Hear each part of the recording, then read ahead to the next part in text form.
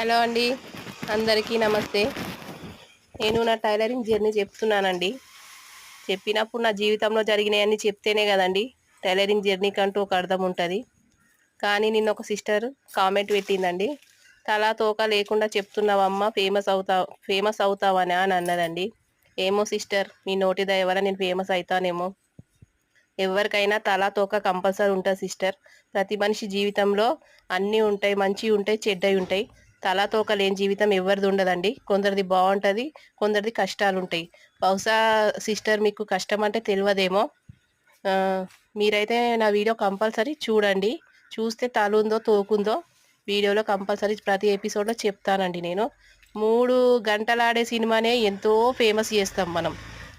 కాబట్టి నా నిజ జీవితం అండి, చెప్పలేం ఫేమస్ అవుతానేమో. ఆ దేవుడు అనేటోడు రాసి పెట్టి ఉంటే కంపల్సరీ ఫేమస్ అవుతానండి నేను. ఓకేనా?